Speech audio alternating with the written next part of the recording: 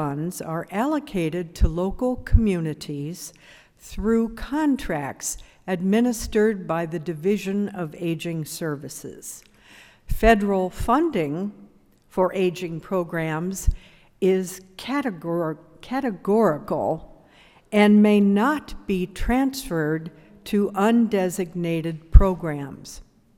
However, SSBG dollars provide the flexibility to target local needs across the myriad services that enable older Georgians to continue living in their homes.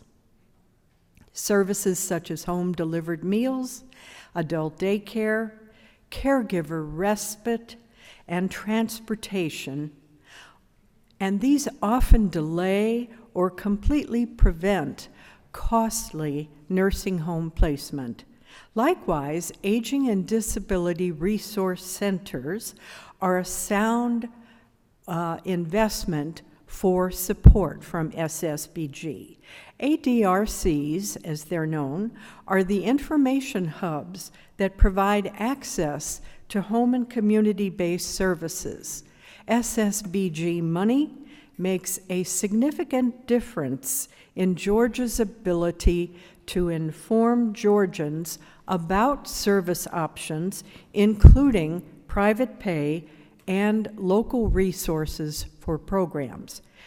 As a result of this SSBG funding, many older Georgians can get resource information from ADRCs about available services, including private pay services, and they can access home and community-based services to remain in their homes longer. Georgia has the 10th fastest growing population at over age 60 and the 11th at over age 85. Georgia can continue to serve some of these most vulnerable among these populations by using SSBG funds to provide vital services to our seniors. Thank you.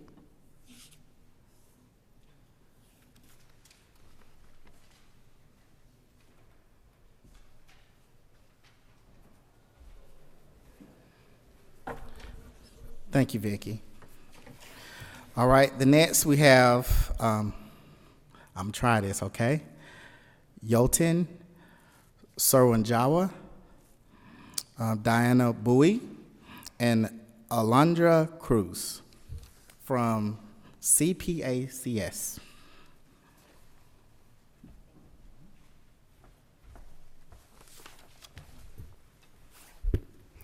Good afternoon, everyone. My name is Alondra Cruz Hernandez, and I am a program coordinator at CPACS, the Center for Pan-Asian Community Services.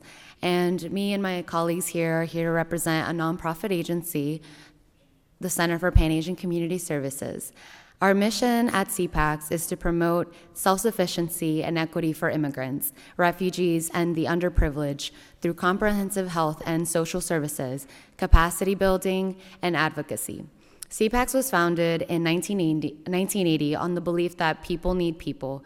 Our clients are mostly women, children, and families with economic disadvantages and limited English proficiency community, including Latinx, African refugees, Asian Americans, Pacific Islanders, and many others.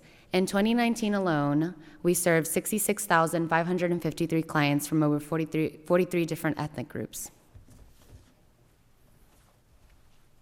Good afternoon, everyone. My name is Diana Bowie, and I serve as one of the Social Services Program Director at CPACS. Because of the state agency support, our center has been operating the Youth After School and Summer Academic Enrichment Program, Substance Abuse Prevention, Low-Income Home Energy Assistance Program, and other needed services. Our clients continue to be underserved in health and social services due to language, cultural, and economic barriers. For example, we have Ms. Kim, an 80-year-old senior living on limited resources. Because we were able to assist her in her native language, Korean, she was able to access Energy Assistant Program, a program that is much needed for our seniors to stay warm over these winter months. Or Jennifer, who has been attending our youth program since kindergarten.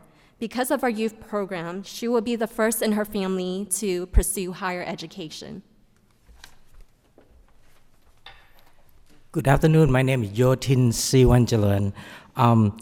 We would like to request the Georgia General Assembly to please continue, to please continue to allocate appropriate funds to Human Services Program for 2020 and moving forward.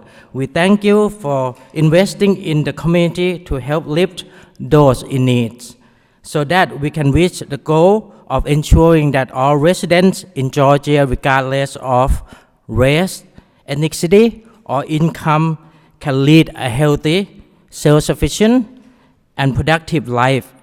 And we'd like to invite you to visit our CPACs at Chambly office. Anyone are welcome. Please visit us at cpacs.org. Thank you and have a wonderful day.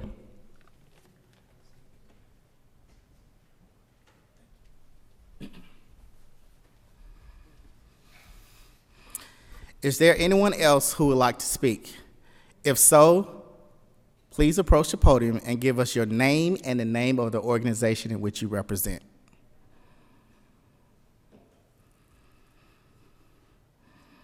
All right. I'd like to thank each of you for attending today's hearings. Would any members of the panel like to speak? Okay. One thing, if I could, I'm Senator Renee Unterman, and it's been my pleasure and honor for over a decade to serve on this particular panel.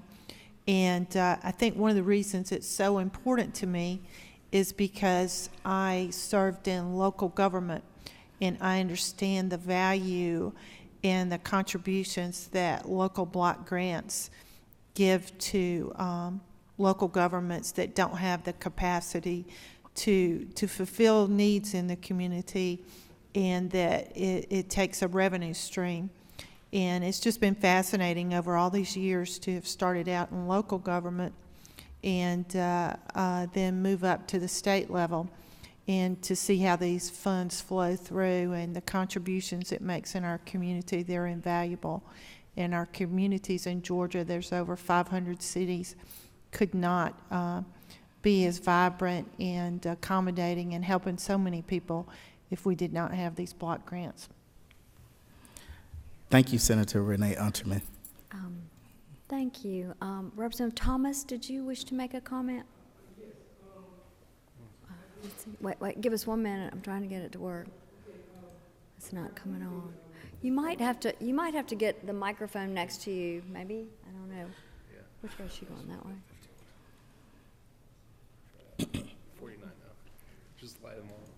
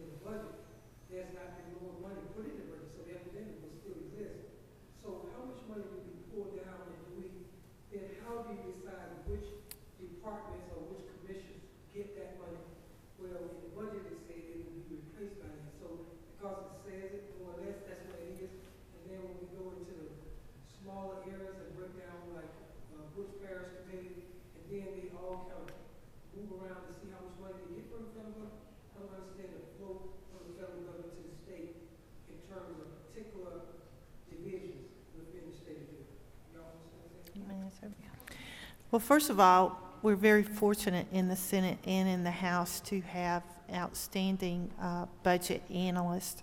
And, you know, when I first came to the state capitol, it took me about 5 years to comprehend what you're talking about, because you're exactly right. It's very, very confusing. But if you look at specific instances in each one of those line items, it will tell you the drawdown of the federal monies. And oftentimes those federal monies are so restrictive. The state can't say, well, I'm going to take that money away and I'm going to put it over here. You know, it is very, very restrictive, and we don't have that ability, and rightly so. But if there's a specific instance, and this is what I found that I did, where I didn't understand that drawdown and exactly, it's for you to go to the specific budget analyst in the specific department, the specific agency, and they can explicitly explain it to you, or you can go to the subcommittee chairman who writes that budget in the House and ask them specifically, you know, what. One of my biggest gripes has always been not drawing down enough of those CBDG monies, and because there's more out there oftentimes. But you also have to look at the matching money. Is it 100% match? Is it 50% match? You know, and that's also a part of the consideration. So I would suggest that you work specifically with your subcommittee chairman and with your budget analyst, and, you know, go and talk to them specifically. Okay, I don't see any other questions right now. All right. I'd like to personally thank Representative Katie Dempsey, Senator Renee Unterman, House Budget and Research Office Fiscal and Policy Analyst Michael Polachek, and Senate Budget and Evaluation Office Program Analyst Caitlin Little. I will turn the meeting over to Representative Katie Dempsey for closing. Well, thank y'all also for all the help to make this happen every year. I know this seems like a small process in the scheme of things, but it's very important that we offer this opportunity to talk and to learn more about it, and the information is outside for any of you who are curious about understanding a little bit more about it. I also want to thank Senator Unterman, because we've done this for a number of years together, and we will miss her as she steps into a new role, but we're glad we have her this year, so we'll work her hard.